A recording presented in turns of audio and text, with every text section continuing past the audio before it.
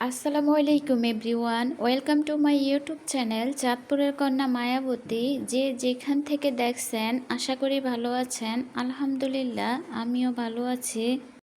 তো আজকের ভিডিও শুরু করে দিলাম সকালের ব্রেকফাস্ট থেকে। আজকে যেহেতু শুক্রবার, তো আমার হাজব্যান্ড আর বাচ্চারা ঘুমাচ্ছে, আমি ওদের জন্য ব্রেকফাস্ট বানাইতেছি।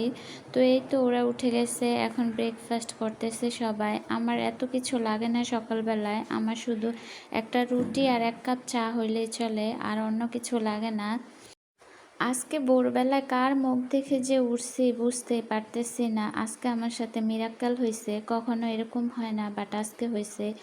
আমি ছোটোবেলা থেকে রান্নাবান্না খুব একটা পারি না, কিন্তু বিয়ের পর থেকে রান্নাবান্না করতেছি এবং মায়ের কাছ থেকে যেতটুকু শিখছি মোটামুটি ভালোই শিখছি, এবং আমার রান্না খেয়ে মোটামুটি সবাই অনেক প্রশংসা করে। কিন্তু আজকে কি রান্না করলাম মানে বুঝতেই পারতেছি না, একদম প্রতিটা রান্নায় যে এরকম হবে ভাবতেই পারতেছি না। ভাই মিরাক্কেল হইলে ভালো লাগে, বাট এতটা মিরাক্কেল হবে সেটা বুঝতেই পারি না। এইটা আমার জীবনে একদম স্মরণীয় হয়ে থাকবে। আসলে আমার হাজব্যান্ড কালাভুনা খেতে পছন্দ করে, তো চেষ্টা করতেছি ওর জন্য একটু কালাভুনা রান্না করব। সেই সব কিছু দিয়ে প্রিপারেশান নিতেছি, একদম সব কিছু মানে ইউটিউব দেখে দেখে আর কি। আমি কখনো রান্না করি না, আজকে ফার্স্ট টাইম রান্না করতেছি। কিন্তু রান্না করতে গিয়ে যে একদম সব কিছু এরকম এলোমেলো হয়ে যাবে বুঝতেই পারি না। শুধু একটা রান্না না, আজকে কেন জানি প্রতিটা রান্নাই খারাপ হয়েছে। আর রান্না বান্না শেষে আজকে যেহেতু জুমার দিন ছিল, তো আমার হাজব্যান্ড মসজিদ থেকে ওর ফ্রেন্ডদেরকে আবার নিয়ে আসছেন আমার শেষে। ওরা খেয়ে মানে আমি চিন্তা করতেছি, আমি মনে মনে ভাবতেছি, ভেবেই মানে লজ্জা পাচ্ছি যে ওরা খেয়ে কী বলবে যে আমার রান্নার হাত এত খারাপ। আজকে রান্নাগুলো এতটাই খারাপ হয়েছে, পোলাও থেকে শুরু করে। আসলে পোলাওটা আমার রান্নার কারণে খারাপ হয়েছে না চালটাই খারাপ ছিল বুঝতে পারতেছি না। কোনো ধরনের মানে পোলাওর গ্রানেই ছিল না। তো এই তো আমি সব কিছু দিয়ে একদম মাংসটা বসিয়ে দিছি। আজকে অনেকটা পরিমাণ মাংস নিচ্ছি, এখানে 3 কেজির একটু বেশি ছিল মাংস। তো ভালো করে আমি সব কিছু কষিয়ে নিচ্ছি, মানে ভিডিও দেখে দেখে আর কি, যেরকম করার সব কিছুই করতেছি। কিন্তু কেন জানি আমার মাংসটা অনেক বেশি সিদ্ধ হয়ে গেছে, মানে একদম কি বলবো, আর কালো ভুনার কোনো কালারে আসে নাই। রান্না বলেন যে কোনো কিছুই বলেন না কেন, পারফেক্ট না হলে কোনো কিছুই ভালো লাগে না, মনটা কেবল খুঁতখুত করে। তো আজকে হয়েছে আমার একই অবস্থা। তারপরে এখানে একটু রোস্ট করে নিচ্ছি, রোস্টের সাথে আমি ডিমগুলো দিয়ে দিব, এ কারণে ডিমগুলো সিদ্ধ করে ভেজে নিচ্ছি।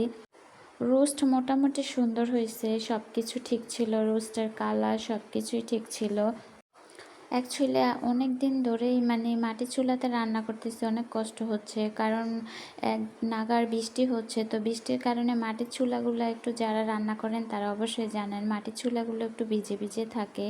তো জাল ধরানোটা একটু কষ্ট হয়ে যায়, সেখানে রান্না করতেছি আজকে কয়েকদিন খুব কষ্ট করেই। তো এই তো আমি রোস্টের জন্য ভালো করে মশলাটা কষিয়ে নিচ্ছি। আসলে রোস্টের মশলা কষানোর ভিতরে নির্ভর করে রোস্টের মজা।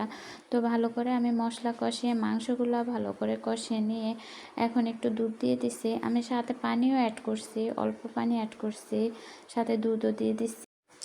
আজকে রান্না বান্না করতে গিয়ে আমি নিজেই হতাশ হয়ে গেছি, মানে এতটা ইয়ে হবে কখনো কল্পনাও করিনি। আমার বাচ্চারা রোস্ট আর পোলাও পাইলেই চলে, আর অন্য কিছু লাগে না। তো এই তো আমার রোস্ট এদিক দিয়ে হয়ে গেছে, আমি ডিমগুলো অ্যাড করে দিচ্ছি। আমরা নিজেরা খাওয়ার জন্যই আজকে এগুলো রান্না করতেছি, বাট আজকে হঠাৎ করে মেহমান চলে আসলো। আসলে কার রিজিক কখন কোথায় লেখা থাকে সেটা আল্লাহ পাকই জানে। আমার হাজব্যান্ড নামাজ পড়তে গিয়ে ওর ফ্রেন্ডদেরকে নিয়ে আসছে। তো এই তো আমার রোস্ট প্রায় শেষের দিকে। আমি এখানে কিন্তু কাঁচা জিরাও অ্যাড করছি, আবার ভাজা জিরাও অ্যাড করছি। তো এই তো এদিক দিয়ে আবার কালাভুনা, মানে সব কিছু প্রসেসিং সব কিছু ঠিক ছিল, বাট কালারটা কেন জানি আসে না। আর তরকারিটা অনেকটা জাল হয়ে গেছে, আমরা তো এত জাল খেতে পারি না। এ কারণে আমি সব সময় তরকারি রান্না করি একদম কম মশলায়, তারপরে আবার ঘরের মশলাগুলো দিয়ে, আমি বাজারের কম মশলা ইউজ করি। তো এই তো কালাভুনার ভিতরে আবার মানে লাস্টে একটু আর কি ফুরানি দিয়ে দিচ্ছি, পেঁয়াজের সাথে রসুন, তারপরে আদা আর কয়েকটা শুকনা মরিচ দিয়ে দিচ্ছি। জামাইরে সারপ্রাইজ দিতে যেয়ে তো আমি নিজেই সারপ্রাইজ হয়ে গেছি। এত মানে খারাপ রান্না-বান্না করছি। তো এই তো আমি সবকিছু ভেজে তারপরে এখন মাংসের সাথে এগুলা এড করে দিব। তো এই তো আমার মাংসের ভিতরে এখন ফোড়ানি দিয়ে দিব। আসলে কিছু কিছু ভুল যদি জীবনে না হয় তাহলে মানে কিছু শেখা হয় না, অভিজ্ঞতা হয় না। তো আজকে রান্নাবান্না থেকে আমি অভিজ্ঞতা নিয়েছি আর কি। আবার চেষ্টা করব ভালো কিছু করার জন্য। তো এই তো আমি লাস্টে কিউব করে কাটা পেঁয়াজগুলো দিয়ে দিচ্ছি। এই যে আমার মাংসের ফাইনাল লুক। আসলে মাংসটা অনেক বেশি মানে সিদ্ধ হয়ে গেছে, এতে করে অনেক মাংস জোড়া জোড়া হয়ে গেছে। আমাদের মধ্যবিত্তদের জন্য শুক্রবার না একটু স্পেশাল, মানে আমিও চেষ্টা করি শুক্রবার দিনটা একটু স্পেশালভাবে রাখতে, যেহেতু আমরা মুসলিম। তো সেই হিসাবে আমি আজকে রান্নাবান্না করলাম, বাট আমি রান্নাবান্না করে এতটাই যে হতাশ হয়ে যাবো বুঝতেই পারিনি। তো আমার রান্না শেষের দিকে এদিক দিয়ে আমি একটু পোলাও রান্না করতেছি। আজকে পোলাও রান্নাটাও জানি কেন জানি একটু হয়ে গেছে, মানে চালটারই সমস্যা ছিল না আমার রান্নারই আজকে সমস্যা, আমি সেটাই বুঝতেছি না। অন্যান্য সময় পোলাও রান্না করলে ঝরঝরা হয় এবং অনেক গ্রান হয়, বাট আজকে কোনো গ্রান ছিল না চালের ভিতর। তার উপর আবার একটু চালটা কি বলবো নরম হয়ে গেছে। অন্যান্য সময় যেভাবে রান্না করি আজকেও তো সেভাবেই রান্না করছি, বাট কেন জানি এমন হয়েছে। তো আজকে এ পর্যন্তই। যারা আমার ভিডিও সব সময় দেখেন তাদেরকে অসংখ্য ধন্যবাদ। অবশ্যই আমার ভিডিও দেখে লাইক এবং কমেন্ট করবেন। আর যারা নতুন নতুন আমার চ্যানেলে আসেন তারা সাবস্ক্রাইব করে আমার পাশে থাকবেন।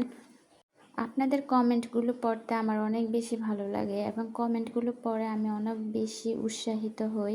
উৎসাহিত হলে অবশ্যই আরও ভালো ভালো ভিডিও দিব, ইনশাল্লাহ চেষ্টা করব। আমি আশা করি আপনারা সব সময় আমার পাশে থাকবেন। তো এ পর্যন্তই। আল্লাহ হাফেজ।